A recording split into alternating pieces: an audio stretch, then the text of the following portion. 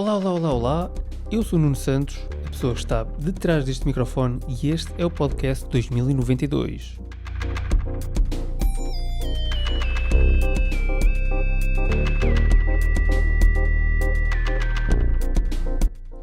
Bem-vindo ao único sítio do universo onde o futuro e o presente colidem. Aqui vai ser o espaço em que todas as semanas eu e tu vamos conversar com a elite de profissionais que vão ajudar a humanidade de uma maneira ou de outra a superar os desafios dos próximos 70 anos. Das galáxias ao Oumuamua, estes temas trouxeram-me até ao convidado de hoje. O David Sobral é professor de Astrofísica na Universidade de Lancaster, em Edimburgo, é especialista em tudo o que esteja fora da nossa galáxia e já descobriu milhares de galáxias à nossa volta. Ele estuda e é reconhecido por investigações originais, foi-lhe atribuído o título de Reader pela Universidade de Lancaster. Tem até à data 150 noites de observações em telescópios terrestres e é escritor de uma série de livros de ficção e ficção científica, incluindo A Revolução Silenciosa e Visões de Outro Mundo, que foi editado na coletânea Jovens Escritores de 2005. Além dos seus 140 artigos científicos e as mais de 7.000 referências, tem um canal de YouTube chamado XGEL, David Sobral Astronomy, Outreach and Science, com a rúbrica A Terra é plana no planeta Plutão. E isto é um resumo minúsculo de tudo o que ele já fez. Fica aí que a conversa vai começar já de seguida.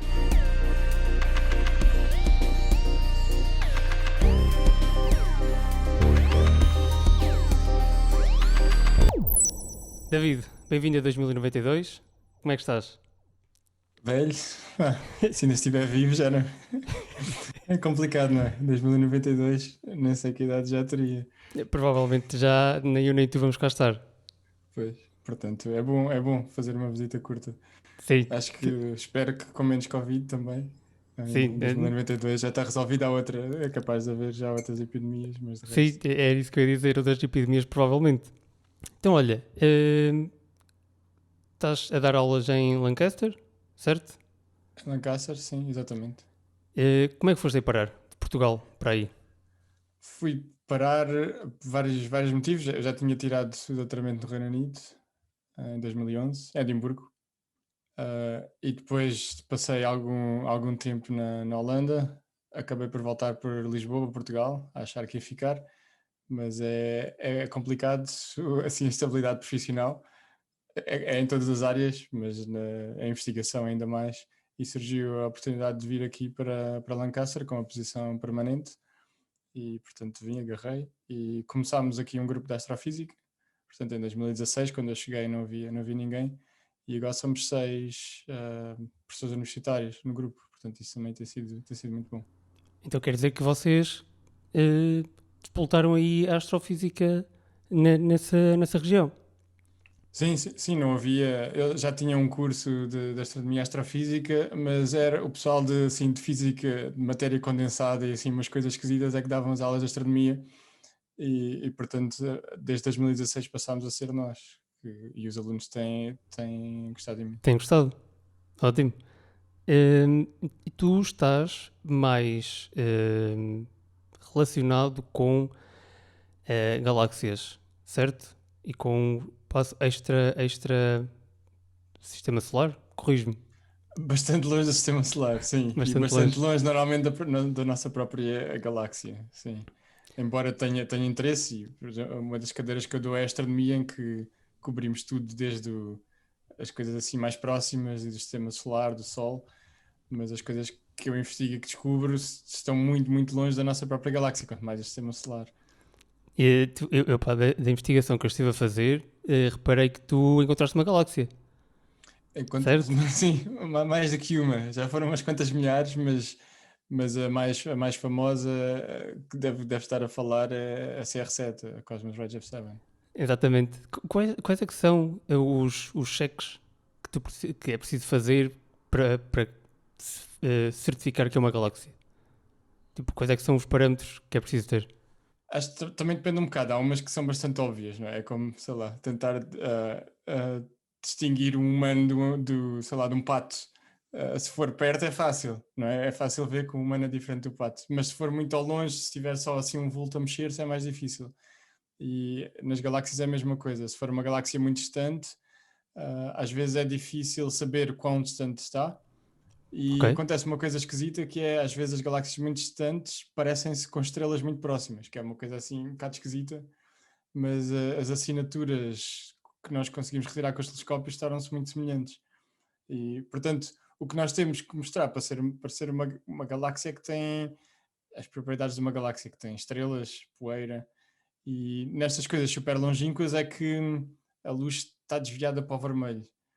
E que é daí que vem o nome. O R7 não vem do Ronaldo número 7, vem mesmo de Redshift, de desvio para o vermelho. Pá, brutal. Nós já. Quão mapeado está o universo à nossa volta? Nós já conhecemos muita coisa à nossa volta, ou ainda está muito por descobrir à nossa volta. Por exemplo, sei lá, 1 milhão de anos-luz já conhecemos tudo e agora precisamos de ir para 2 milhões de anos-luz? Ou diz-me. Sim, os 2 milhões de anos-luz continua ainda muito próximo mesmo.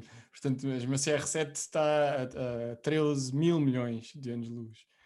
Portanto, estamos a Ok. falar mesmo de coisas muito longínquas. Isso Imagino que na Pá, década de... é assim, eu sou designer, eu simplesmente sou curioso e há coisas que eu não sei, por isso é que eu quero me Sim, sentar sem dúvida. contigo, com outras pessoas, para também perceber algumas coisas. Mas eu acho que é uma pergunta muito, muito relevante. Eu acho que na década de 2090 já sabemos muito mais, se calhar já muito mais próximo até Espero do bem que sim. CR7. Mas em 2021 há muito que não sabemos, é verdade. E o universo vai sendo mapeado cada vez melhor, mas talvez conheçamos, se calhar, nem 1% do universo assim mais próximo. Portanto, há imensa coisa para descobrir. Pá, fascina-me bastante o universo porque é uma coisa que parece que não conseguimos lá chegar, que é tipo, ok, nós temos aqui mesas e conseguimos tocar e as estrelas estão super longe e não conseguimos tocar-lhes que é uma coisa de agora, mas se calhar em 2092 já vamos conseguir estar, não é, em Marte, ou sei lá, agora com estas evoluções todas. Agora falaste em mapear, imagina, nós aqui temos o GPS e conseguimos perceber mais ou menos como é que nós andamos na Terra. De que maneira é que nós conseguimos perceber, por exemplo, numa viagem tripulada, em que posição é que nós estamos no espaço? Nós utilizamos coordenadas em física. Podemos ter coordenadas em que definimos um centro diferente. Por exemplo, coordenadas galácticas, a nossa galáxia que vai ser a referência, por exemplo, o centro da galáxia. E que Ok. dá para ter uma noção, porque gravitacionalmente nós somos puxados para o centro. Portanto, dá sempre para saber, se mandarmos uma nave, a nave vai saber onde é que é o centro da galáxia, mesmo que depois já não saiba onde é que a Terra está. E enquanto estivermos no sistema solar é fácil definir o centro como o Sol, porque, mais uma vez, as coisas vão querer é cair para o Sol. Mas só uma coisa que estavas a dizer, o espaço é assim uma coisa muito distante, não podemos tocar, mas felizmente em Portugal, mais do que no Reino Unido, nós podemos sentir a energia que vem de uma estrela, não é? Que é o Sol. O Sol é uma estrela. É uma estrela que normalmente é negligenciada, não é? Porque está aqui tão próximo, mas não deixa de ser uma estrela. Isso acontece muito quando nós temos coisas próximas de nós e nós achamos sempre que acabamos por estar próxima, vamos sempre ter e queremos sempre o que está do estrangeiro, neste caso estrangeiro sendo o As outras espaço. estrelas. As outras estrelas. E acho que outra coisa também importante, que é sempre um facto fixe de relembrar às pessoas, é que todo o oxigênio que nós respiramos é mesmo todo fabricado em estrelas, por exemplo. O oxigênio não existia no universo, foi libertado para o universo com explosões de estrelas. E nós respiramos, portanto, nós estamos a respirar explosões de estrelas, estamos a Ei, respirar mesmo poeira de estrelas. É uma coisa brutal. sempre fixe. E é 100% dos átomos, todos eles. Não há nenhum que não tenha sido feito nas estrelas. Pá, isso é brutal. Isso é brutal. E outra coisa que eu encontrei foi, e que eu não consegui perceber o que era, é a questão do PIB cósmico. Sim. PIB, pronto, o conceito do PIB, que é o Produto Interno Bruto, acho que mais para aqui ou mais para ali o pessoal sabe o que é, mas o PIB cósmico, isso quer dizer que estamos a ter menos construção de estrelas? Estamos a ter menos construção de estrelas e como há menos estrelas a formarem-se, há menos estrelas a explodir como supernova e há, por exemplo, menos produção de oxigênio. E há também menos produção de ferro, por exemplo, porque as próprias estrelas é que produzem o ferro também. Portanto, o Ok, produto interno bruto é mesmo literal, na prática. Pode não ser quantificado humanamente, mas as estrelas é que produzem mesmo os materiais que depois nós usamos na economia, só que fizeram-no há milhares de milhões de anos. exato, por isso é que se calhar minar o espaço e trazer pedras preciosas para aqui vai fazer aqui um crush na economia. E em princípio, em 2090, acho que já deve haver umas quantas empresas a fazer isto. É uma coisa que não está assim tão distante, Pois, é mas uma coisa que que tem por os acaso. custos, tem custos. Exato, o que é que tu achas disso? O que é que tu achas de minar o espaço? De, como é que achas que isso vai ser feito? Quais é que os teus pensamentos disso? Eu acho que os desafios são mais éticos, não é? Mais de o espaço pertence a quem, pertence à humanidade toda, como é que vamos taxar. Acho que todas essas coisas são importantes. A parte tecnológica, eu acho que mesmo assim é um bocado mais fácil. Neste momento não está a ser feito porque é muito caro ainda. Custa muito mais estar a enviar uma nave a minar e trazer para a Terra do que minar na Terra. Mas à medida que a tecnologia vai desenvolvendo, vai se tornando cada vez mais barato ir lá. E portanto vai haver uma altura, não sei se vai ser daqui a 20, 30 anos, em que isso vai passar a fazer sentido. Portanto, eu acho que vai acontecer de certeza. Acho que não tem assim tantos problemas éticos, porque em princípio os asteroides não têm vida. Esperamos, não Pois, sei, mas até já, convém convém ver. ver, convém ver antes de minar, só para não destruir habitats naturais. Mas para além disso, eu acho que a questão principal é como é que vamos lidar com lucros de coisas que vamos buscar ao espaço, não é? Se vai ser tudo privatizado, se a humanidade na altura já vai ter uma espécie de Nações Unidas, não para o Do espaço, não sei, espaço. não sei mesmo. Pois, porque se nós minarmos os asteroides e depois trouxermos para a Terra, vai haver. eh, um- um- vai quebrar a economia, porque não é, o valor que nós temos agora é relacionado com a quantidade dos metais que existe, ou seja, a raridade deles. Sabendo que, ou pressupondo, ou acreditando que o universo é infinito, vamos ter provavelmente recursos infinitos. Quer dizer, mesmo que o universo seja infinito, nunca serão infinitos só porque nós não conseguimos chegar aos recursos infinitos, não é? Seria necessário um tempo infinito para chegar aos recursos infinitos. Isso não será um problema, mas imagino que poderia haver uma espécie de crash nos preços das matérias-primas, mas poderia-se vender muito mais e acho que talvez em 2090 se calhar já vai dar jeito porque a este ritmo nós estamos a desgastar o planeta completamente. Portanto, se calhar já vai haver mesmo muita falta. Quando, pá, agora se calhar virando aqui ou voltando atrás, quando é que tu achas que vai ser a primeira expedição tripulada para outra galáxia? Para outra galáxia, eu acho que nunca vai acontecer, só por as distâncias a que estamos a falar. Não- Acho que. eu não estou a falar até 2092, eu não pus Mas esse. mesmo com um tempo infinito, é muito difícil. É muito difícil até uma missão tripulada a outra estrela. E a outra estrela está aqui cerca. Não chega sequer a 3 anos-luz. E as Ok, galáxias estão a milhões de anos-luz. Mesmo as mais mas, próximas. mesmo as mais próximas. Ok, Portanto, esse é que é o grande problema, é a distância. A não ser que consigamos viver durante milhões de anos e viajar à velocidade da luz, isso é outra coisa. Portanto, tripulado esquece. É possível, sei lá, conseguirmos enviar uma espécie de robô, de computador, supercomputador, mas mesmo assim há imensos desafios, porque quando as coisas saem da galáxia, o meio intergaláctico também não é assim o melhor sítio para se viajar. pois Portanto, acredito. E se queres que te diga, tenho. Pá, agora a preparar esta conversa, eu li algumas coisas na internet pá, e têm surgido teorias de coisas pá, fascinantes, por exemplo, e fenómenos. Ainda hoje li aquela chuva de eletrões, ou lá o que é que foi, que aconteceu no Polo Norte, opá, isto é fascinante.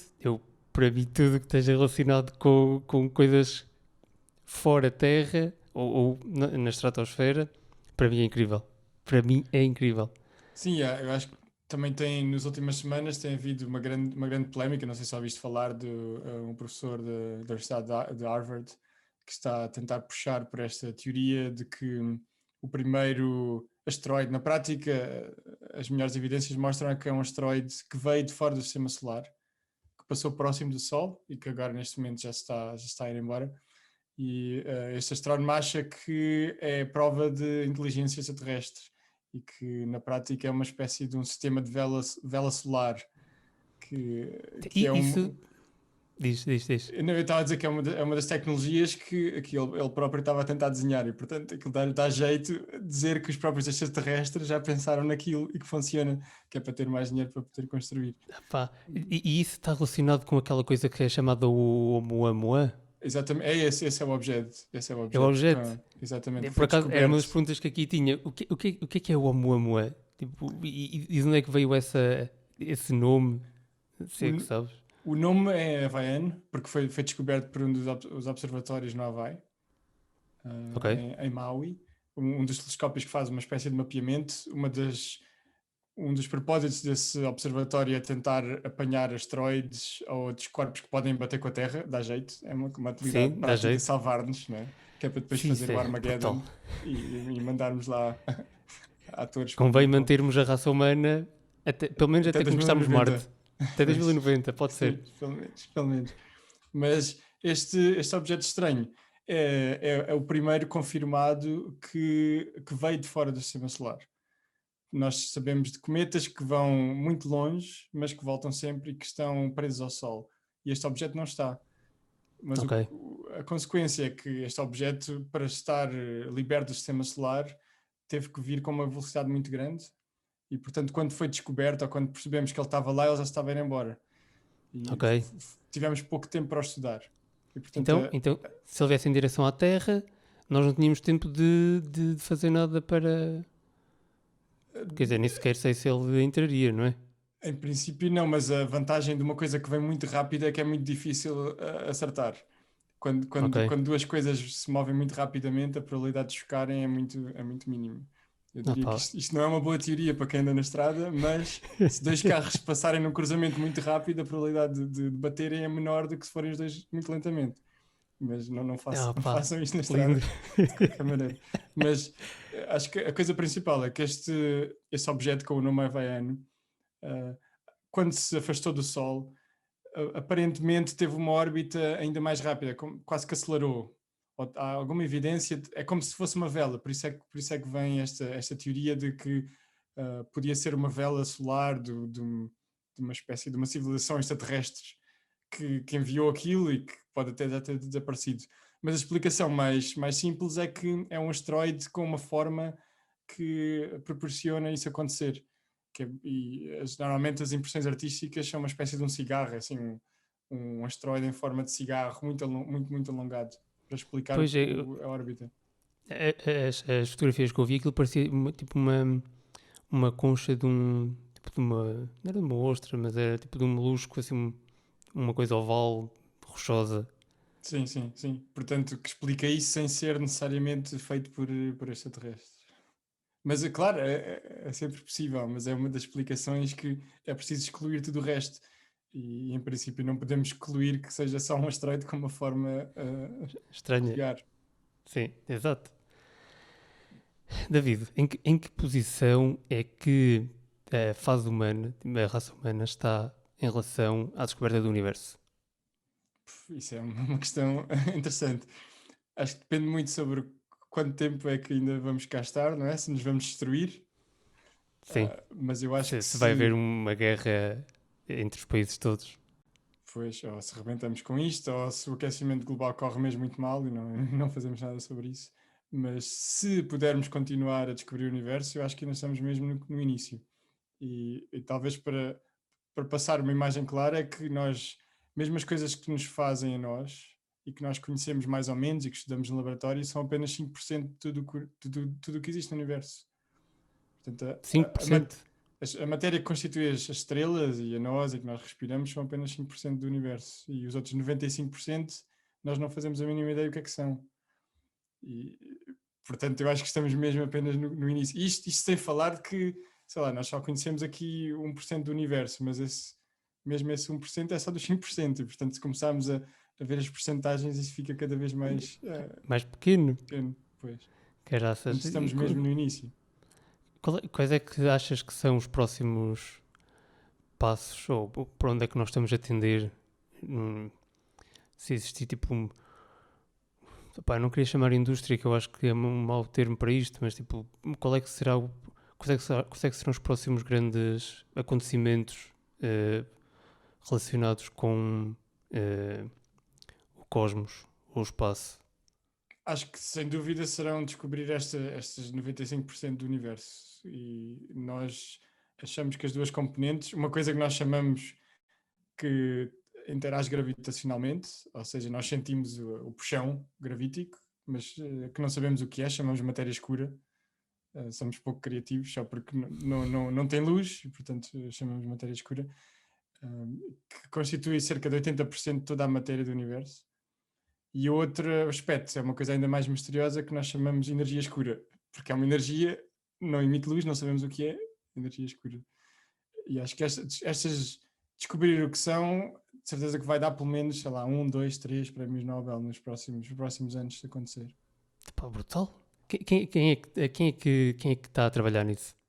São imensos, sobretudo na área da energia escura, equipas de milhares de pessoas que trabalham. Alguns estão a lançar telescópios espaciais, outros que têm telescópios bastante grandes no chão, e existem várias equipas a competir, tentar ser os primeiros a perceber o que é, o que Descobrir. está a acontecer. Sim.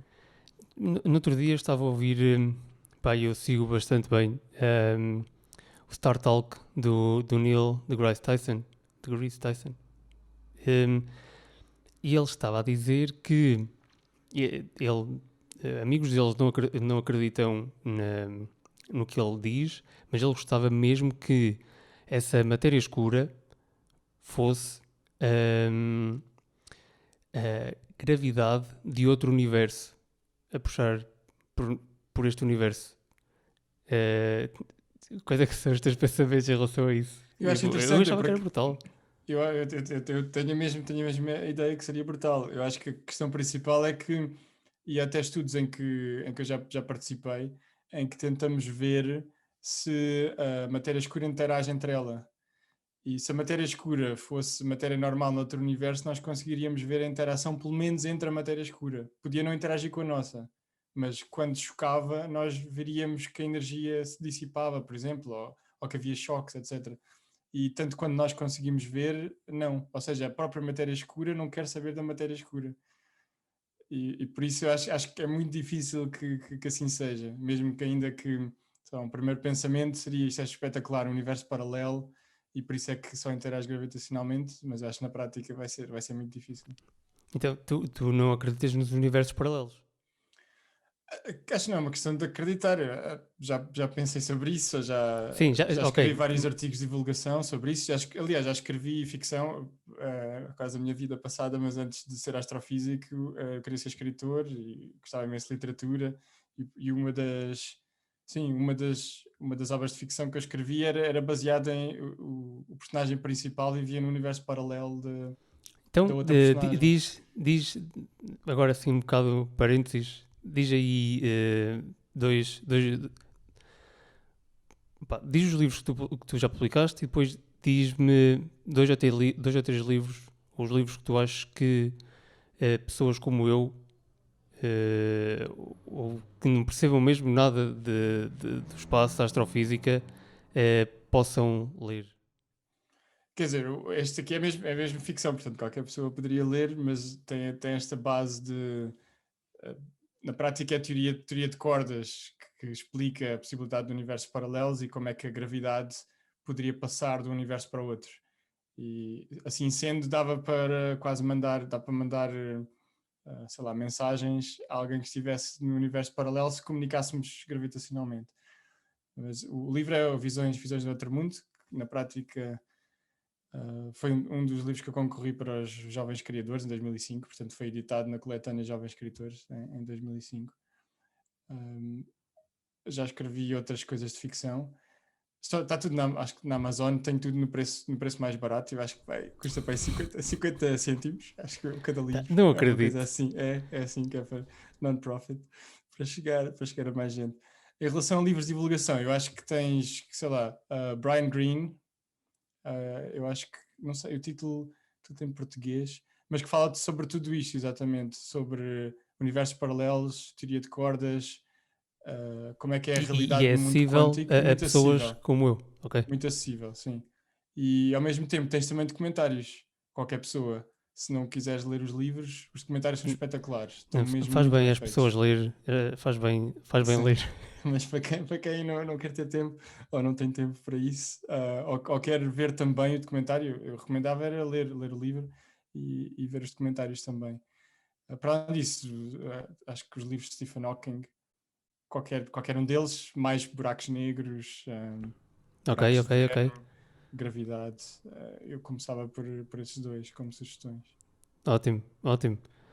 Ehm, que teorias ou descobertas em relação ao espaço, ou ao cosmos, que têm surgido ultimamente, é que têm feito empolgar mais, ou que têm dado mais eh, estar, perceber que realmente é isto que tu gostas, e tipo, há pessoal como eu que anda a fazer coisas brutais, quais é que são as coisas que têm surgido por aí? Acho que são imensas, desde descobertas de buracos negros supermassivos quando o universo era ainda uma criança e tentar perceber como é que é possível, porque quase que não há tempo. É quase como de repente que já havia lá um buraco negro com milhões, às vezes bilhões de vezes a massa do Sol.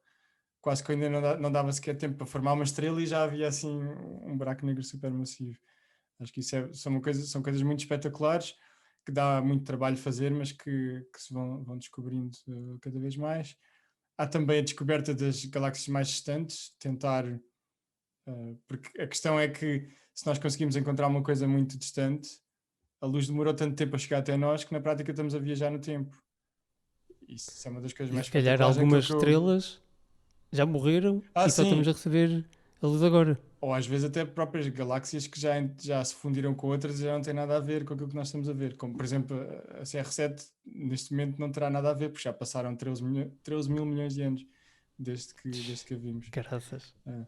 Portanto, eu acho que há imensas coisas, mas também mais próximas, por exemplo, a descoberta de outros planetas fora do sistema solar, o quão fácil agora é, por exemplo, descobrir água nas atmosferas, ou dióxido de carbono, ou eu acho que uma das coisas também espetaculares é descobrir álcool em nuvens que estão a formar estrelas, por exemplo.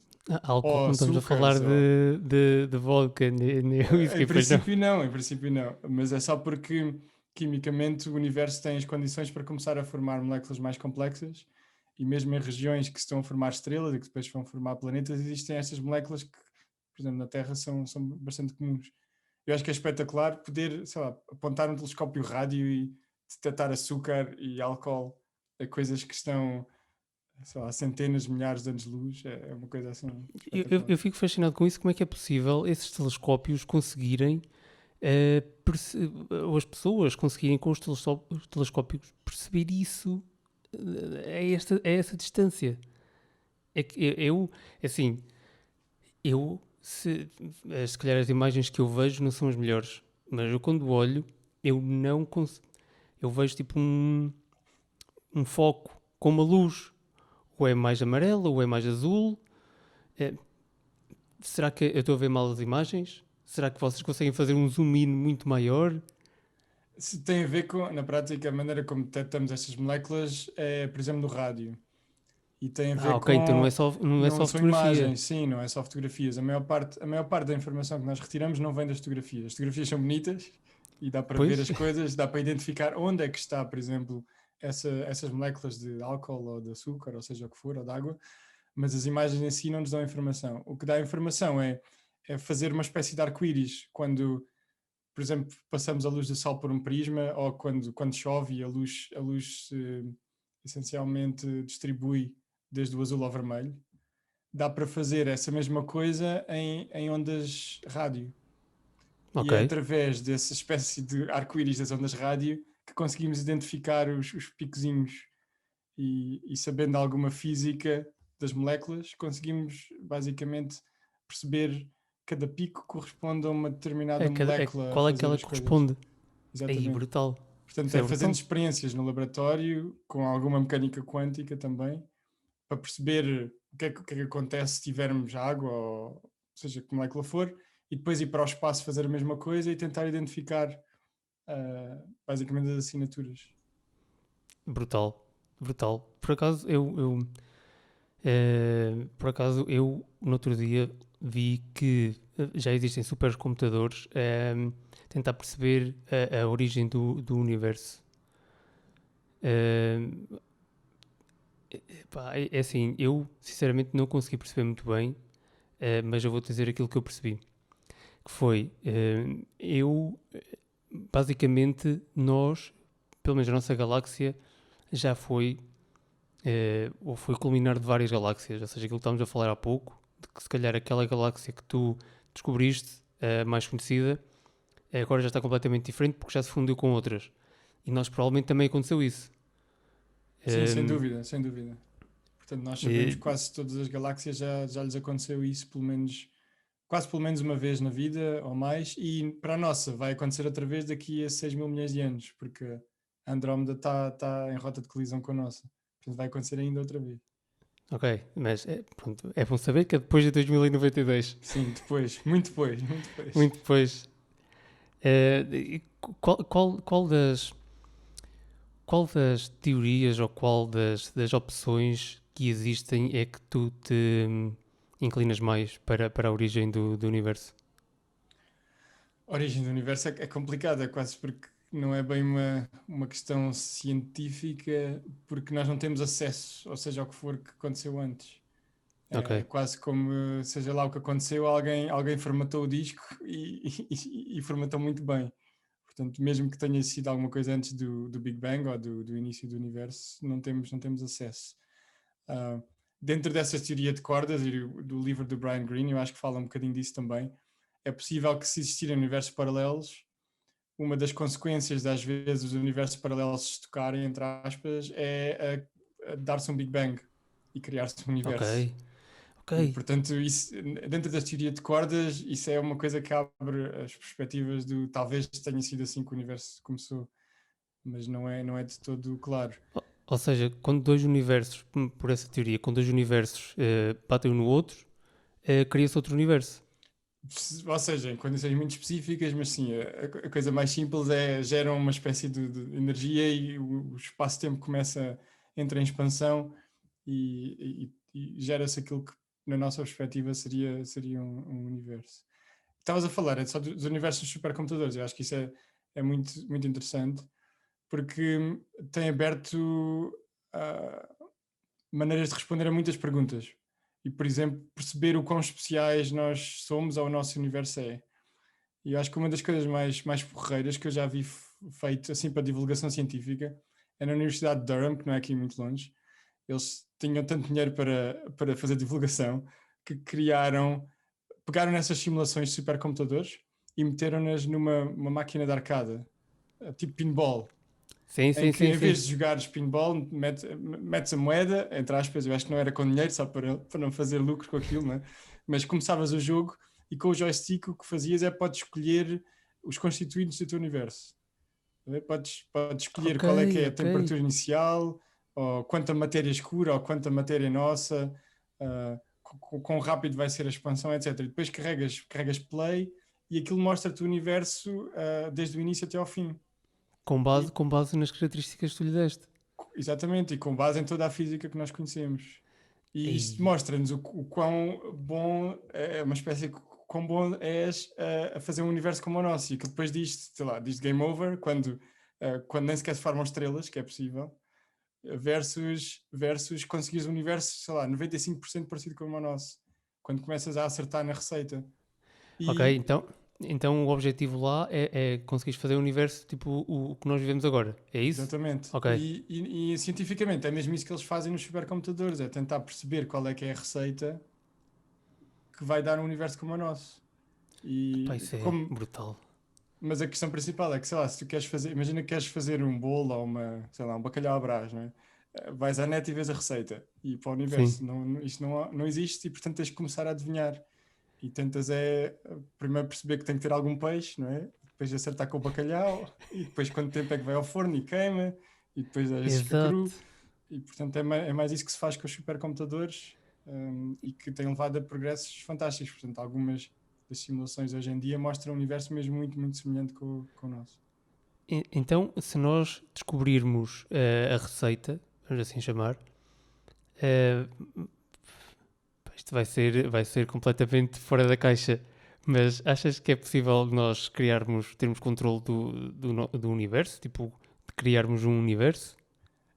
Acho que é um bocado uma questão filosófica sobre o que é que se está a passar ali, mas na prática não temos muito controle porque o computador está apenas a aplicar as leis da física, tal como no nosso está. Quer dizer, não tem que haver um computador, mas as leis aplicam-se de qualquer maneira. Dentro dessas simulações, o que acontece é que as coisas se desenvolvem com o passar do tempo. Existe O que gravidade, eu estava existe a dizer era, eletromagnetismo. o que eu estava a dizer era nós mesmos, tipo, se nós percebermos que é preciso,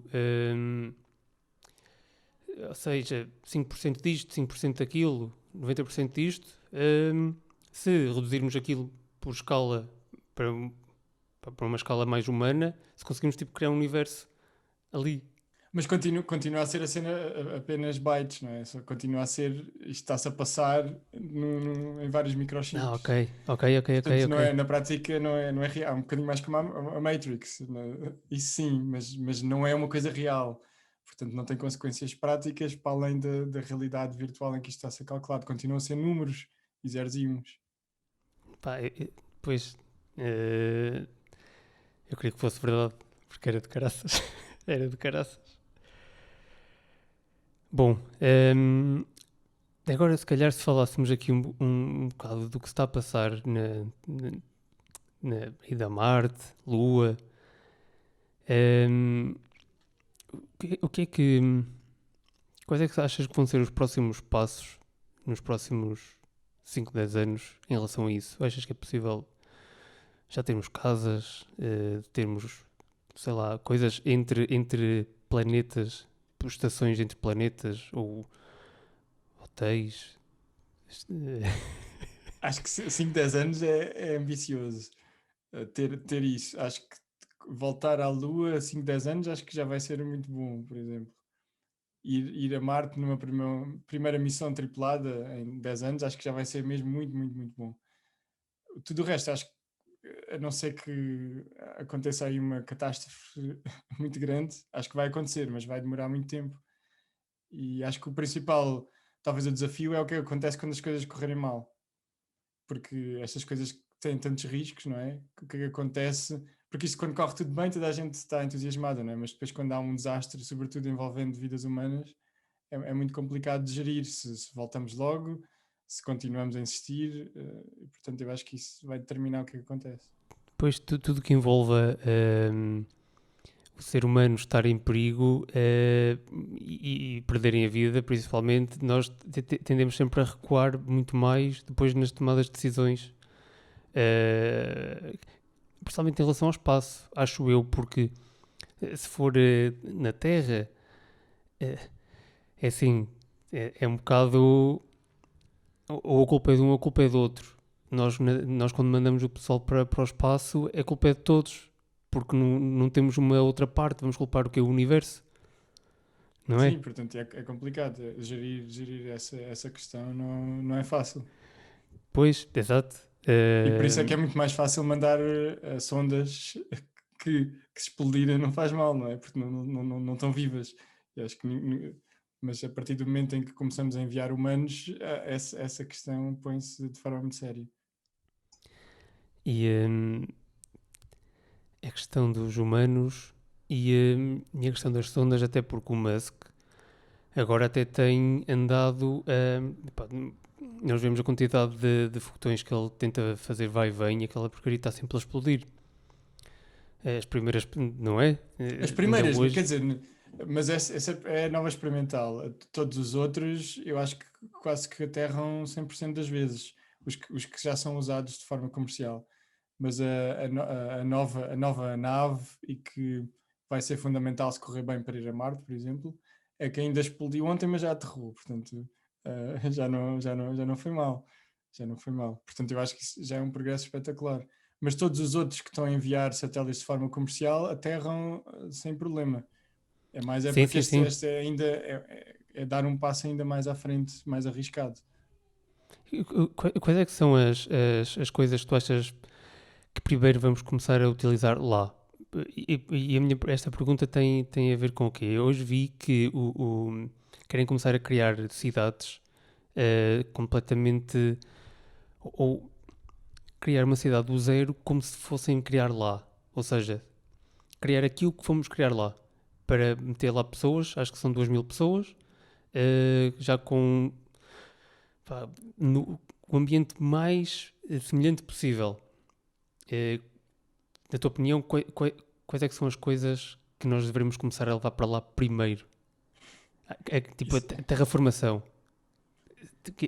É isso é possível? O que é eu isso? acho que existem muitas questões também de se faz sentido fazermos terraformação, não é? De se temos esse direito ou quem é que vai fazer, se vai ser possível ou não. E o que é E que temos esse isso. direito? Eu acho que isso também é o problema. E o problema principal é, por exemplo, eu acho que só faria sentido se demonstrássemos inequivocamente que, por exemplo, não existe qualquer tipo de vida nem no subsolo, nem de. Porque ao fazer isso também vamos estar a apagar qualquer registro histórico ou podemos estar a destruir coisas sem nos apercebermos, não é? Eu acho que é Exato. essa a questão. A outra é o quão difícil isso é. Pois, E eh, inimaginável. pois, os recursos que isso acarreta, mas não quer dizer que não se faça, e imagino que se houver a vontade, de certeza que vai ser possível. Agora, que coisas é que se levava primeiro? Acho que, obviamente, uma vez estando estabelecido que não estávamos a destruir nada, eu acho que temos que tentar plantar alguma coisa, como é óbvio. A fotossíntese Exatamente. em Marte é capaz de ser uma das primeiras coisas, porque primeiro, antes de tudo, convém comer, não é? Se não houver comida, é difícil. E convém que seja autossuficiente. Mas eu acho que, em geral, teriam que ser em espaços fechados. Fazer uma Pois, terraformação exato. de maneira a poder sair assim sem máscara e sem nada em Marte Muitos anos ainda. pois, sim. Ainda vai demorar muito tempo. E acho que em Assim. princípio poderá ser impossível, não é? Quer dizer, devido a opções de, por exemplo, não querermos transformar Marte totalmente, no sentido de será que temos direito de chegar lá e transformar o planeta noutra coisa, sobretudo Inabitável. se estivermos a destruir o nosso, não é? Portanto, é um bocadinho. Exato, exato. Se calhar até é viável, em vez de estarmos a tornar aquilo num planeta com atmosfera, eh, por andarmos lá em túneis, não é? Tipo, cápsulas, ou seja, nós nunca sairmos fora de portas, por assim dizer. Sim, isso é mais fácil se tivermos estações, tal como os astronautas estão na Estação Espacial Internacional, não é? Estão no espaço, têm um espaço fechado, condicionado, com as condições para manter humanos. Isso é possível, de certeza. Mas eu acho que provavelmente fará mais sentido ser uma espécie de como as estações na Antártida, em que existem zonas em que os humanos estão lá, mas estão sobretudo para fazer investigação, não é para viver assim, a peito de férias ou para viver a vida normal. Não é? Por acaso, para ir de férias, eu até acho que vão começar, não este ano, nem no próximo, mas está previsto fazerem. A Virgin Galáctica quer fazer viagens, sei lá, à parte mais longe da estratosfera, acho eu. Sim, Eh, sim, isso está planeado, sem dúvida. Sim. Mas isso e- é bem mais fácil, porque é já aqui, não é? Ir a Pois, Marte é um exato, bocadinho diferente. exato. Eu gostavas de lá ir, tanto fazer uma viagem dessas como ir lá à estação espacial. Acho que sem dúvida, eu acho que não gostaria. Pois, A questão é exato. que não há financiamento para esse tipo de coisas, não é? Pá, E ao por mesmo acaso, tempo não gastar. Acho que em relação a custos preferia investir o dinheiro em ciência e em desenvolvimento de outras tecnologias e de conhecimento do que aqueles instantes, aqueles segundos de poder ver o espaço. Acho que é espetacular e acho que enquanto astronauta faria mais sentido, porque os astronautas quando vão não vão só para ver as vistas, mas vão fazer algo cientificamente ou humanamente útil. Portanto, estão também a dar de volta ao resto do pessoal que fica cá em baixo. Pá, eu por acaso, eu gostava de ler. Quer fosse a fazer aquela viagem turística ou ir à estação espacial, porque deve ser uma sensação do caraças tu olhas para o planeta Terra de lá de cima. Deve ser brutal. Mas está aberto o concurso para astronautas. A ESA acabou de abrir, eu acho que foi a semana passada, há 2 semanas. Portanto, Eh, toda a e- gente eh, vai a tempo. Basta ser cidadão de um dos membros da ESA. Portugal é, o Reino eh, Unido é. Dá para não, concorrer. Depois há várias provas, várias triagens, até escolher os astronautas. Portugal sabes nunca que. teve. Portanto, Não? não. Acho que Portugal nunca teve um astronauta. Portanto, está na hora. Está na hora. Não, pá, eu gostava. Não me importava nada. Sabes quais é que são as provas que são preciso fazer? Acho que há várias que são mais psicológicas, não sei se é preciso, normalmente um grau numa área, mas ao mesmo tempo eles gostam de ter pessoas multidisciplinares. E depois há também testes físicos, obviamente, não é? Convém não se desmaiar ao mínimo esforço físico, convém-se ter assim uma organização mental muito boa para quando as coisas correm mal, espírito de equipa, todas essas Sim, coisas. isso convém tudo, né? E principalmente quando estiveres lá em cima e começares a olhar para a terra e desmaiares, Pois, como é que se chama? Caminho, caminhar extra, não sei como é que se chama. Quando estás fora da nave, sim, ou sim. estás fora da estação, fazer o caminho fora da estação, vamos chamar assim. Estás cá fora e não vês chão e só vês É, escuro, aquilo deve ser caraças. Hum, pá, eu disse a algumas pessoas que ia falar contigo, e algumas pessoas disseram-me aqui umas perguntas que eu te vou fazer, forte. hum, que é, por exemplo, está aqui esta pergunta que é, para além da colonização espacial, que outras soluções poderão viver fora da atmosfera terrestre que nos poderão ajudar a resolver problemas como a escassez de recursos, mudanças climáticas ou a perda da biodiversidade? Eu acho que tudo isso são questões que nós podemos resolver aqui. Eu acho que a resposta é trabalhar em equipa e ciência. E eu acho que com essas duas coisas, todos os problemas se resolvem mesmo sem ir ao espaço.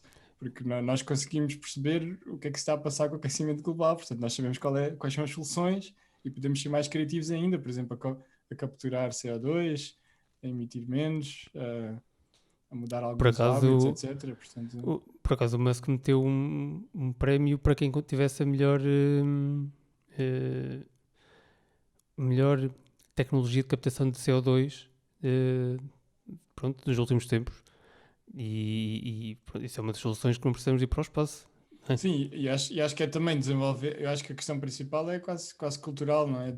Porque a escassez de recursos tem mais a ver com a maneira como nós os utilizamos e da sociedade está desenhada para as coisas não serem muito renováveis, não é? Só pela maneira como o PIB se mede, por exemplo, que comprar coisas novas vale mais do que reciclar. Se a reciclagem fizesse parte do PIB, já havia um incentivo económico para não estarmos sempre a É comprar coisas verdade, novas, por exemplo. é verdade. Acho que todos esse tipo de coisas é que às vezes economicamente não pensamos, mas que são por escolha. Não é? Os indicadores económicos são criados por humanos, não foi assim o universo que criou a maneira como nós contamos ou quantificamos o crescimento económico. Há pouco estavas a falar dos cientistas e da ciência. Por acaso é uma coisa que pá, não concordo com as políticas que existem. E é uma coisa que até se tem estado a debater bastante agora por causa da pandemia, dos cientistas de um lado e da política do outro. Não sou muito fã da política, mas sou muito fã do pessoal todo que está relacionado com cientistas e com descoberta de coisas. Como, de que maneira é que tu vês, ou como é que tu vês os cientistas a conseguirem ter uma palavra, uma porcentagem muito maior na tomada das decisões daqui para a frente? Em particular em Portugal, acho que é fazendo parte sei lá, de governos, sendo deputados, fazendo parte das decisões. Acho que é tendo uma voz mais forte também, escrevendo artigos de opinião, estando mais, dando entrevistas, falando mais com os jornalistas. Acho que isso faz muita falta. Eu acho que talvez em Portugal há o espírito de, enquanto cientista, por sermos cientistas não devemos ter ou não dar uma opinião, não é? Acho que eu percebo o porquê, mas ao mesmo tempo depois faz com que acontece este fenómeno global de que as pessoas que percebem menos são aquelas que mais falam e dão opiniões, e aquelas que percebem mais, como Exato. têm medo, não é? Porque acham que não sabem tudo, ficam caladas. Exatamente. E depois leva a este problema, não é? De que o mundo acaba por ser controlado por as pessoas que não são especialistas. Acho que as pessoas têm que falar mais, debater mais, Pois, e exato. fazer parte da decisão política. Por isso é que uma das coisas que me levou a criar este podcast e a começar a fazer entrevistas agora foi esse. Eu acho que é preciso dar voz a muita gente e que isto sirva um canal para ti e para as outras pessoas que eu vou entrevistar e que já entrevistei de dar a conhecer esta faceta de descoberta que é necessária, acho eu. Este é o meu mote. Não, acho que sim. Eu, sei lá, uns dias também estava a ver noutros países isto acontece muito mais, ou sei lá, nos Estados Unidos existem imensos montes de podcasts ou programas em que os cientistas debatem ativamente temas. Em Portugal, normalmente só são chamados para comentar uma questão técnica, né? Exato. Normalmente os jornais existem imensos comentadores políticos, mas que são quase todos, são todos a mesma zona. Ninguém chama um cientista para debater política, mas podia, não é? Não há nenhuma razão para excluir pessoas com formação científica para debater problemas que às vezes necessitam dessa informação até. Portanto, eu acho que essa é uma questão cultural. Isto que sirva de porta de entrada, pá, espero que eu consiga chegar a bastante gente, porque acho que é necessário bastante. É preciso, basicamente, é preciso, não é? Sim, Eu sem acho. dúvida. Tenho aqui outra pergunta que é o que aconteceria se o Sol parasse de rodar?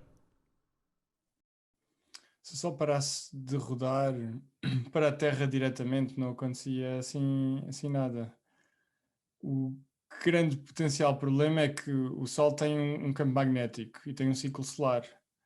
Portanto, cerca de 11 em 11 anos há uma espécie de ciclo que o pessoal convém não olhar diretamente, mas com um filtro e com um telescópio pequeno nós conseguimos ver manchas solares no Sol.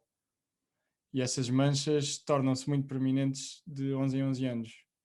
Há uma altura em que o Sol não tem manchas nenhumas e há uma altura em que o Sol está cheio de manchas, por causa deste campo magnético. Este campo magnético mantém-se também porque o Sol está em rotação. Portanto, se nós parássemos o Sol, de certeza que iam haver complicações em termos do campo magnético, e esta atividade magnética é importante, por exemplo, para a matéria que o Sol manda para todas as direções. E, por exemplo, de vez em quando o Sol manda umas quantidades de bilhões de TNTs assim, em material ionizado que, se fossem diretos à Terra, não era muito bom. E, portanto, o meu problema é que comparar a rotação do Sol é que, com as alterações do campo magnético, não faço a mínima ideia do que é que ia acontecer com a atividade solar. E se isso seria bom, se calhar até podia ser bom, o Sol ficava menos ativo, mas, por outro lado, ia implicar mudanças que podiam levar a que o vento solar se alterasse e em que estas expulsões de matéria se tornassem diferentes. Portanto, em termos imediatos, muito pouco acontecia. Nós nem dávamos por isso. A longo prazo é que pode haver consequências importantes que às vezes não nos damos conta, que é uma espécie de o efeito da borboleta, né? O butterfly effect, que às vezes uma pequenina mudança pode levar a grandes consequências. Exatamente. Portanto, Olha, é mais por aí. Mesmo para acabar, a última pergunta, que é: que perguntas é que não estão a ser feitas e deveriam estar a ser feitas em relação a estes temas? Acho que há tantas perguntas, eu acho que se calhar acho que talvez a coisa mais interessante de perceber é que às vezes a questão mais importante é aquela que nós ainda nem sequer sabemos fazer, porque não sabemos que ela existe. E nós falámos um Boa bocadinho resposta. da matéria escura e da matéria escura e da energia escura. Nós nem sequer fazíamos a ideia que existia essa questão. Ou Exato. seja, antes, por exemplo, dos anos 90, nós não sabíamos que a energia escura existia e, portanto, desconhecíamos completamente cerca de 70% do universo. Nem sequer fazíamos ideia. Portanto, nem sequer podíamos fazer essa questão. Exato. Por Olha, isso boa eu acho que resposta. as questões mais importantes que não estão a ser feitas é porque nós nem sequer sabemos que as vamos querer fazer. Brutal. Olha, David, onde é que as pessoas te podem encontrar os teus trabalhos, os livros? Já disseste na Amazon, diz aí onde é que tu andas. Assim, na Amazon tem os livros, todos super baratos, não dava para o mais barato, senão punha a zero euros. Tenho também um canal no YouTube onde tento fazer alguma divulgação, o Ex-Galastro. Fiz também no verão passado uma espécie de talk show para divulgar algumas vozes mais diversas, mais jovens da ciência, em português e inglês também, tem uma versão. Brutal, ótimo. Chama-se a Terra é plana no planeta Plutão, também para captar o pessoal terraplanista, para aprender que a Terra é mesmo redonda. Brutal. Muitas perguntas ficaram por se fazer. Eu espero falar contigo outra vez. Fica para uma próxima. Para outra próxima, porque provavelmente vão existir novas coisas descobertas, novas perguntas vão surgir de certeza, portanto eu espero ver-te um dia destes. Ok? Combinado.